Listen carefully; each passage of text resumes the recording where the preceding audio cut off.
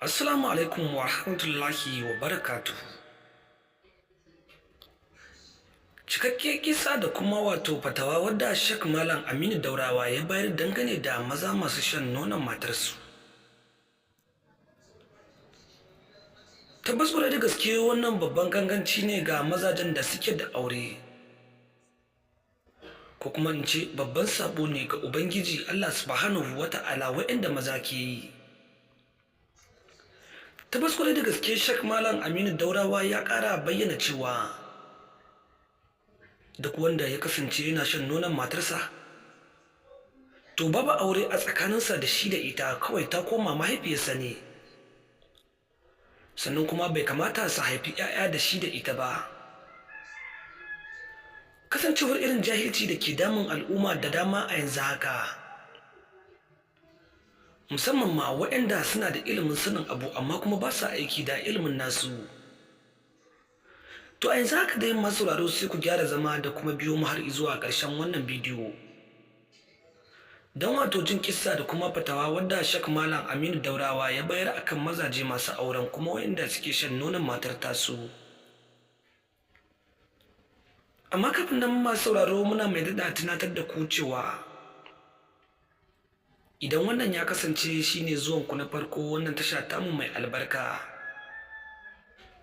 tashar Arewa Sabon Shafi, to kada ku manta masu sauraro ku daure da ku je ku dangwala mana subscribing, sannan ku danna alamar ƙararrawar sanarwa, don hakan shine zai ba ku damar samun zafafan bidiyoyinmu waɗanda muke tafa da su da zarar mun dora.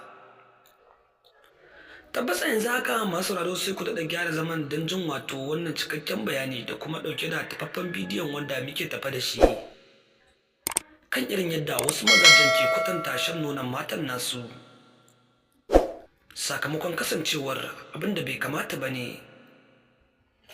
Sannan a yanzu haka tabbas kwarai da gaske Shek Aminu Daurawa ya ƙara bayyana cewa akwai waɗanda suke yin hakan da sunan wannan sunna ce ta raya aure, nan kuma ba su san sabo ne suke yi wa ubangijinsu ba.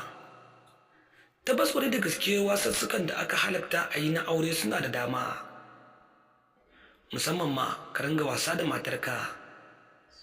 To a kasancewar yin wasa da matar taka wasu harshe ne suke zaucewa da shan nonon matan nasu.